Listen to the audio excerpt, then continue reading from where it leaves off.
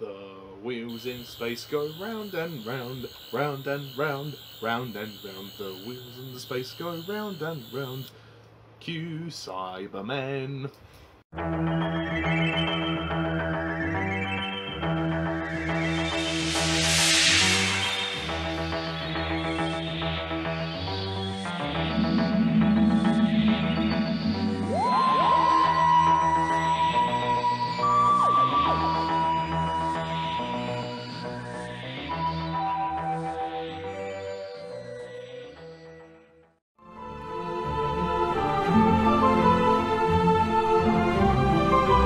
Whovians, and welcome to my review of Doctor Who, The Wheel in Space, which is the 7th and final story in the 5th season of Doctor Who, and the 2nd season to star Patrick Troughton as the Doctor, and also is the first story to feature new companion Zoe.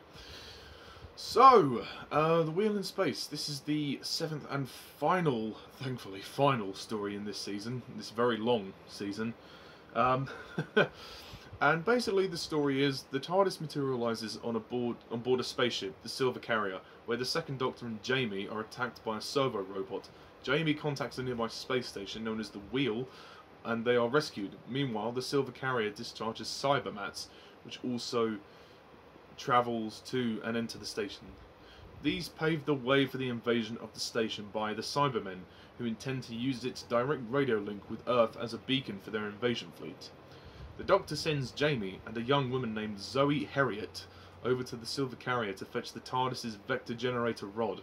Meanwhile, he frees the Wheel's crew from the Cyberman's hypnotic control and aims to destroy all the Cybermen on the station. That's essentially the plot of The Wheel in Space. So, The Wheel in Space. This is a pretty good, pretty solid finale. I don't think it's anything spectacular. Far from the best Cyberman story, but it's not bad at all. It's perfectly fine.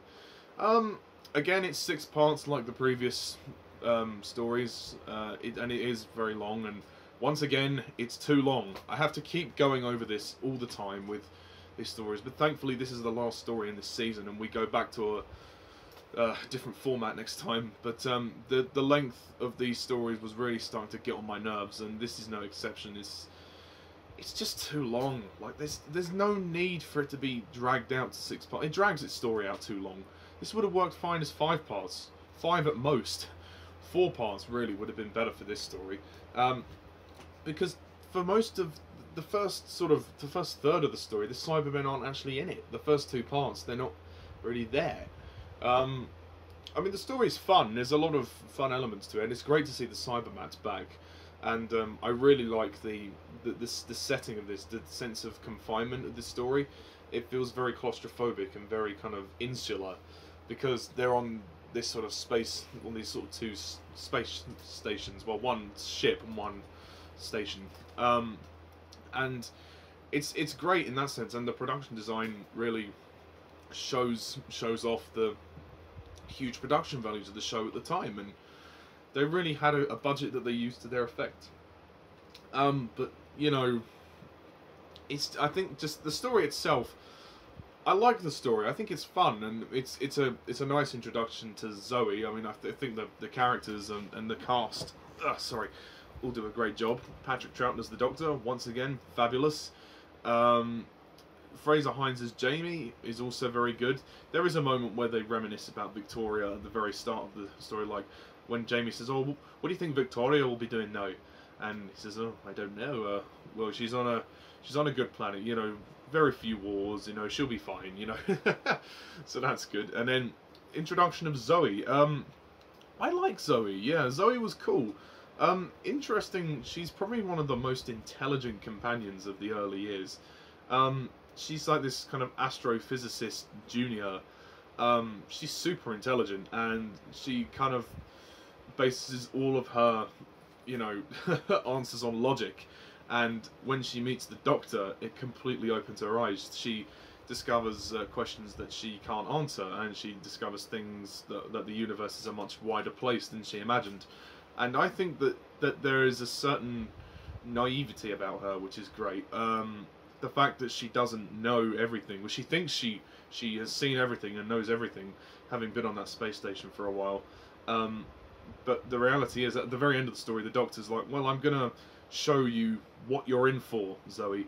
And he says, "Oh, have you ever met the Daleks?" And he puts on this thing on his head, and he shows her a kind of a vision of his past memories and past encounters with the Daleks. And she kind of looks in shock.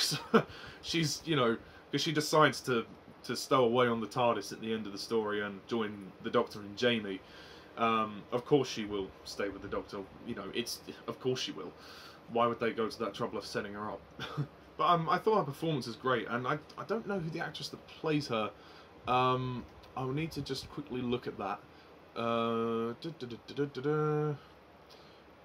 Wendy Padbury is the actress, and she's cool. She's very cute, very good, and she works well with Jamie and the Doctor. There's a particularly great scene when her and Jamie go out into space and have to face off against a meteor shower that's coming towards them. That's a pretty intense sequence. As for the Cybermen, this is where the story kind of falls a bit short for me. It was great to see the Cybermen when we actually saw them, because, I mean, correct me if I'm wrong, I didn't really get much of the Cybermen in this story. They didn't really do anything. They were there. They had some moments of villainy, but we never really saw that. We didn't see them very much. We didn't see them do an awful lot in this story. We saw more of the Cybermats than we did the Cybermen. And there was the Cyber Controller, which was interesting. And then the actual Cybermen, their design I think is great. I mean, the design is great, and I like the voice, even though at times the voice was a bit hard to understand. But I mean, they're very scary and suitably creepy for the most part, but they just didn't do very much for me. I would have liked them to kind of just do more. Again, we don't see them till episode 3. This is a 6-part story. We don't see them till the 3rd episode. So that's a bit of a problem for me. I think the sense of tension for the story works great. But yeah, my only major flaws are, again, the Cybermen don't do very much, and the story is too long. 6 parts. At times it does sort of drag. There's a lot of talking going on. The tension was well established, but it wasn't carried through, and it started to drag a bit. And yeah, I think after this, sorry, my screwdriver. I think after this story, they needed to do shorter stories, because I think it would have been trying a lot of people's patience. I know that when they were aired, they weren't meant to be aired as one thing. As one block. They were aired in separate weeks, like 6 separate weeks. But still, I mean, as a fan, me personally, as a Doctor Who fan, when I watch a story, I like to watch the entire story in one. That's just my personal opinion. Of course, when it's aired, that's different. If you have a story in parts, then it will come the next week. But I prefer to watch the Doctor Who story as a complete story. And for me, this is just one that is too long. It's too long. There's no getting around that. But I like the story. I think it's fun. It's certainly suitable. It's a nice introduction of Zoe. And it's quite funny when she meets Jamie, when she says, "Oh, are you wearing women's clothing?" And he goes, "No, have you not heard of a kilt before?" Because he's Scottish, so he's wearing his kilt, and she thinks he's wearing a skirt, which is quite funny. It's good. I mean, it's certainly good fun, but I don't think it's anything spectacular. The climax is certainly good, but it needs more tension. The tension was built very well, but then it sort of sagged in the second half. Like, the tension sort of dropped. There are some people that die, and some of the deaths are done quite well, but the tension just seeped off. It just didn't carry through. I think the direction by Tristan Devacole wasn't as good as it could have been. But I like the script, and I very much like Zoe, and it's a good way to introduce her. And the story's ending was great. And it's also the first Doctor Who story which introduces the Doctor's codename, John Smith. Well, I say code name. His name he takes on, you know, his fake name, John Smith, which carries through right till the even to the David Tennant years, which was years after. But yeah, I think this is a good story. It's good. It's fun. Nothing amazing. So I'm going to score The Wheel in Space an 8 out of 10.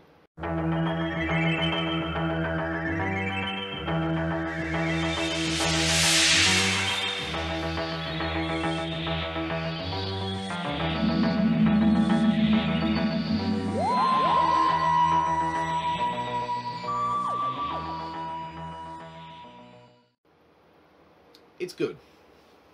And as this is a season finale, this is now the time to do another mini ranking. I'm not going to be going over my thoughts of each story. Just check out my reviews for that.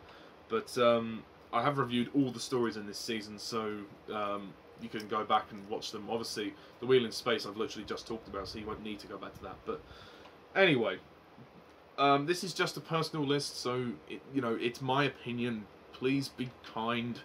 We can agree to disagree, but you know, just don't be a dick, please. But yeah, there we go. It was quite a difficult. It was quite a difficult list to do because this season is quite strong with its stories. Okay, so number 7 is The Abominable Snowmen. Yeah, I don't like this one, not very much. Number 6, The Ice Warriors.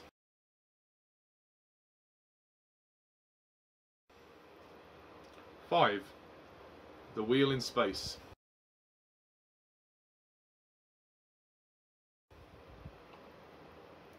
Number 4 is The Web of Fear.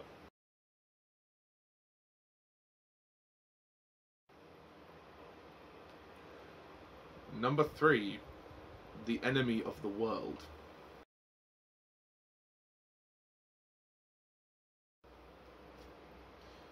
Number 2, Fury from the Deep.